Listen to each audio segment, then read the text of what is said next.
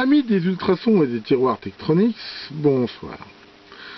Ce soir, je vais vous montrer deux tiroirs qui sont faits pour aller dans les racks TM500 Tektronix, mais qui ne sont pas fabriqués par Tektronix, qui sont fabriqués par une société qui s'appelle Metrotech, et qui sont en fait, on va le voir, des tiroirs destinés à faire des mesures ultrasoniques. Donc j'ai trouvé ces tiroirs chez un internaute qui les avait mis en vente avec d'ailleurs d'autres choses.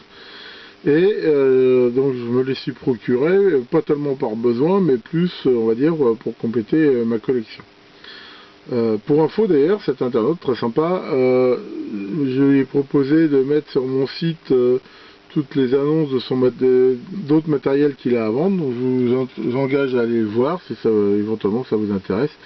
Il y a pas mal de matériel à des prix intéressants et éventuellement aller jeter un coup d'œil. Donc en effet, quand Tektronix a fabriqué donc sa série TM500, il était possible d'acheter des tiroirs que chacun pouvait personnaliser comme on voulait, des tiroirs simples ou doubles. Mais en même temps, certaines compagnies ont profité pour fabriquer des tiroirs pour fabriquer d'autres sortes d'appareils. Et en particulier, donc cette société, j'ai fait des recherches sur internet, alors j'ai malheureusement pas trouvé les documentations, mais je trouvais à quoi ils servaient, et apparemment c'était utilisé pour faire des mesures donc de matériaux, de qualité de matériaux avec des ultrasons. Donc il y a un tiroir qui s'appelle MP203 Pulseur, un autre MR101 receveur. J'ai aucune idée de comment ça marche, je suis pas du tout un pro de la mesure ultrason.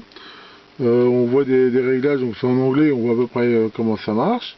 J'ai fait ici, pour voir, j'ai branché des transducteurs à ultrasons que j'ai, un émetteur-récepteur, histoire de faire un essai. Donc j'ai branché ici sur Pulse Out et ici sur Receive. Donc à la limite, on va pouvoir essayer vite fait, en branchant ça sur un oscilloscope, voir si on voit quelque chose. Alors allons-y. Donc ici j'ai branché sur mon rigole sur la voie A qu'on voit ici en jaune la sortie synchro du pulseur, et sur la voie bleue B, la voie bleue ici, donc la sortie marquée scope du receveur. Et j'ai branché, comme je vous l'ai montré ici, donc des transducteurs. Donc ces transducteurs là, c'est sans doute pour ceux qui sont censés faire ça, parce que ça c'est des trucs faits plutôt pour des télécommandes, des choses comme ça. Mais enfin bon, ça marche quand même. Donc on voit ici, alors là si je mets les transducteurs l'un en face de l'autre, et on voit que quand je les approche là, on voit bien en sortie l'impulsion. Et je prends un matériau, par exemple ici ce bout d'aluminium là, et si je mets les deux transducteurs dessus, donc on voit que on a bien ici une impulsion. Alors après, je suppose que s'il y a des défauts dans le métal, en analysant les impulsions, on doit pouvoir voir des choses un petit peu différentes. Alors maintenant, honnêtement, j'y connais rien. J'ai vu sur internet qu'éventuellement il y avait de la doc là-dessus. Donc pourquoi pas, un jour je pourrais essayer peut-être de plus approfondir. Mais enfin bon, pour l'instant, on voit quand même que ça marche bien. Alors il y a différents réglages, on peut régler ici l'amplitude de sortie de l'impulsion. Ensuite ici on a un atténuateur très important sur le récepteur qui permet éventuellement d'atténuer. Il y a 3 positions. Donc ici une qui s'appelle moniteur, ou là on voit pas grand chose. Donc écho pulse, et ici quelque chose qui s'appelle pitch catch. Alors, quand j'ai pas du tout la doc de ces appareils, j'ai pas tellement d'idée de ce que ça fait. Apparemment ici on retrouve l'impulsion qui apparemment il a reçu une sorte de traitement de mise en forme. Honnêtement, si quelqu'un a la doc de ces appareils, ça m'intéresserait beaucoup de l'avoir. Enfin bon, a priori donc on voit qu'il fonctionne. Maintenant, voilà, je peux pas tellement en dire plus par rapport à ça. Alors maintenant, on va regarder un petit peu ce qu'ils ont dans le ventre. Donc voilà, on va commencer par l'émetteur. Donc c'est du tiroir Tektronix tout à fait classique. Donc on va enlever ici le capot. Donc ça, on voit marqué ici, il y a marqué danger haute tension. Enfin, à mon avis, ça doit pouvoir donner des pulses d'assez haute tension. Les transducteurs piézo, souvent, ils ont besoin de tension assez élevée pour avoir de la puissance, et qui sont à très haute impédance. Et donc voilà ce qu'on découvre à l'intérieur.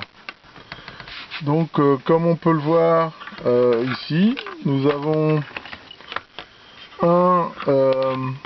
ici apparemment un transistor, un hacheur. Ici le circuit, je crois que c'est un 3524, hein, c'est un régulateur à découpage assez standard. Ici ce transfo et ce gros condensateur. Donc ça en fait c'est quelque chose qui va permettre a priori, hein, je vous dis j'ai pas les schémas, mais de faire de la haute tension. Et ensuite ici on a tout ce module. En fait tout le générateur d'impulsion c'est dans ce bloc plastique, apparemment c'est un circuit moulé. Et qui derrière donc va directement piloter, je pense, le transistor qui est ici, qui doit faire les impulsions pour ici la sortie. De l'autre côté on a un circuit, donc c'est propre, hein, c'est un circuit standard, mais c'est de bonne qualité. Et donc voilà pour la partie émetteur. Donc pour info, le condensateur est un 20 microfarad 600 volts. Donc voilà pour ce tiroir. Donc bon, je les ai nettoyés parce que bon, ils étaient pas tout neufs, hein, mais j'ai tout démonté, j'ai tout nettoyé, et maintenant ils sont prêts. Et maintenant voici le récepteur. Donc là, il y a beaucoup moins le tiroir n'est pas complètement rempli. On voit ici qu'il y a deux régulateurs plus 15, moins 15 pour l'alimentation, avec des condensateurs de filtrage. Et ici, donc, on a relativement peu de composants, en fait, hein, des transistors. Et ces grands commutateurs ici, qui vont permettre de commuter. On voit derrière, tout ici, là, il y a toutes les résistances de l'atténuateur et un certain nombre de fonctions. Donc voilà. Alors, c'est rien de trop spécial. Enfin bon, c'est de la bonne qualité. C'est des boutons à eux, c'est pas les boutons standard Tektronix. Et donc voilà, hein, donc c'est ça, la marque c'est Metrotech. Apparemment j'ai vu sur internet, ils avaient fait donc, il n'y a pas que ces deux tiroirs là, ils avaient 2-3 autres tiroirs au catalogue. Et donc c'était utilisé pour donc, comme on l'a vu, hein, faire des ultrasons, sachant que c'est très utilisé ça pour faire de contrôle de matériaux, par exemple dans l'aéronautique ou des choses comme ça, pour vérifier l'intégrité, s'il n'y a pas des pailles, des fissures ou des choses comme ça sur des matériaux. Voilà pour cette petite présentation, merci beaucoup d'avoir regardé et à bientôt pour de nouvelles vidéos.